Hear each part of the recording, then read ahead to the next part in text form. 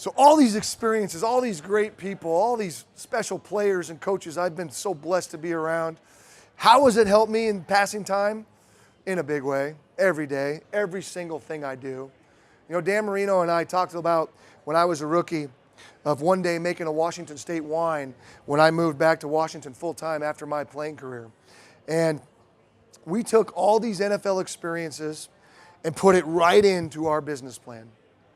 Nothing has changed at all.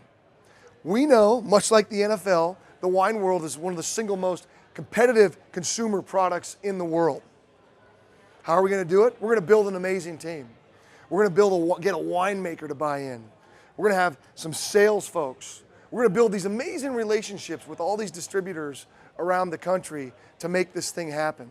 Again, there's no difference, whether it's football or business. They're so tied together.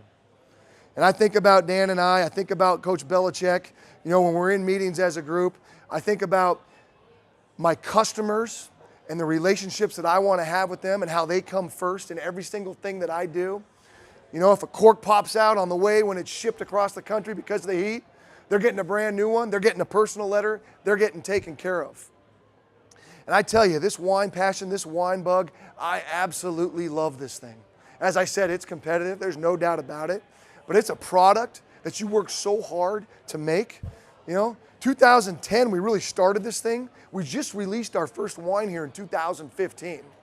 And I'm so excited to say that all the stars have aligned and it's come together.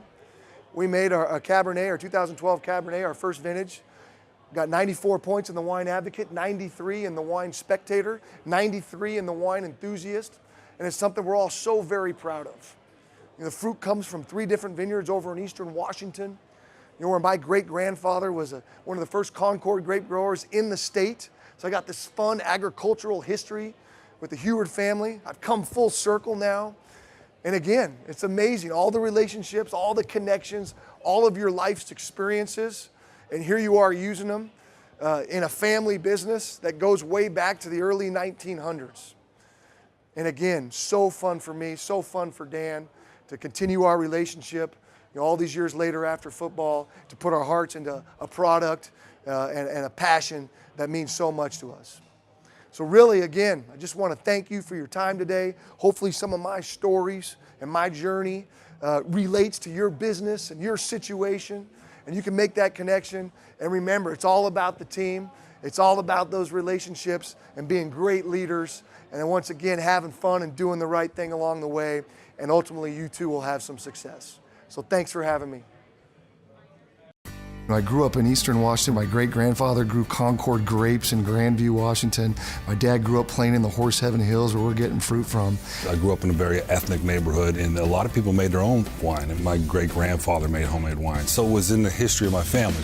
We got some great fruit to work with, a great young winemaker. This is a passion of ours. It's passing time. It's what you're doing when you're with your family, you're with your friends, you're around the table. There's nothing better than an awesome glass of wine, drinking wine, passing time. But we also know when it's third down in the red zone and you're down 6 and there's 10 seconds left in the game and you got to score, it's passing time.